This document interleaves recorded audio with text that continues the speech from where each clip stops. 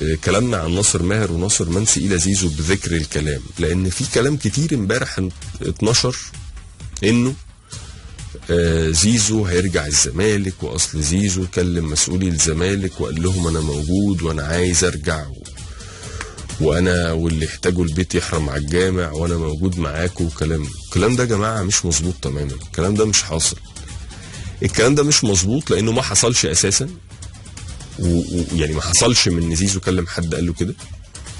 الحاجه الثانيه، حتى لو ده حصل فهو استكمال وانا بقول لكم ده ما حصلش، بس انا بفترض معاكم افتراض يعني جدلي، يعني ان لو ده حصل فهو افتراض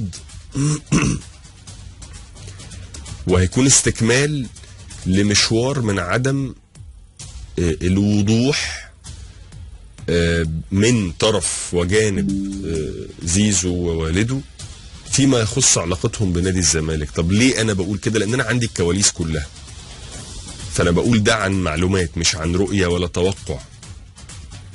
طب الكواليس اللي انا يمكن انفردت بيها يوم الثلاث اللي فات وقلتها لحضراتكم في ملعب 1، مش فكرة ان زيزو وقع الاهلي، لا، الكواليس بتاعت التوقيع نفسه.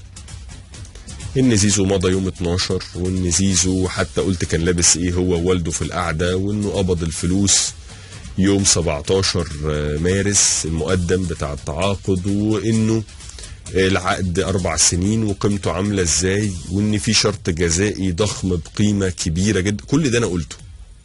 فلما تحط المعلومات دي اللي انا عارفها ومتاكد منها عن ظهر قلب، مع انه وحط بقى معاها مع المعلومات دي انه زيزو ووالده كانوا بيقعدوا ويتكلموا مع مسؤولي الزمالك ويتفاوضوا ويبحثوا ويتناقشوا في بنود عقدهم مع الزمالك وهم ماضيين ومخلصين وقابضين فلوس، فده يقول لك ان دي حاجه مش خطأ وليد الصدفه، ده بلان، او انا عارف انا بعمل ايه. وهنا انا لا بقول لك زيزو وحش ولا زيزو كويس ولا زيزو جميل ولا انا حلو ولا انا وحش ولا بتوع الزمالك كويسين ولا وحشين. انا بعرض لحضراتكم فاكتس، حقائق انا متاكد منها بنسبه 1,000,000%، وبقولها لحضراتكم والحكم ليكم. زيزو كان موقع للاهلي يوم 12 مارس وقابض فلوس يوم الاثنين 17 مارس، وخلال شهر مارس كله وخلال اول 4 كله اول ابريل كان بيقعد مع مسؤولي الزمالك ويتكلم معاهم ويتفاوض معاهم على عقده الجديد وبنود عقده الجديد عادي جدا. وارد ان انا اخطئ في حضرتك او حضرتك تخطئ فيا خطأ ناتج عن سهو، عن عدم تقدير، عن عدم توفيق، لكن لما انا اكون ماضي وقابض ومخلص وكل حاجه واقعد اتفاوض مره واثنين وثلاثه واتكلم معاك في بنود عقد واكد لك ان انا موجود واكد لك ان انا ما مضيتش، فانا واعي تماما انا بعمل ايه. عندي بلان انا مرتبها، دي رؤيتي للفاكتس دي، للحقائق دي يعني. فلما تحط الحقائق دي قدام عينيك وقدام دماغك كده، وبعد كده تقول اصل زيزو امبارح كلم مسؤولي الزمالك عشان يكون موجود في الزمالك، لا، ما يركبوش مع بعض.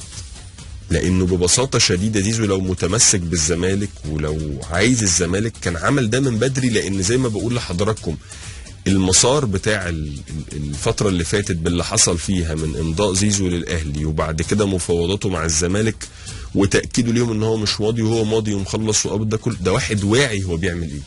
يعني فكر مرة واثنين وثلاثة واربعة وعشرة وحسم اموره وحسم طريقه وحسم وجهته وخلص الدنيا جوه دماغه وجوه نفسه قبل ما يطلعها للناس اللي هم بيتفاوض معاهم سواء الزمالك او الاهلي، وخلص الدنيا.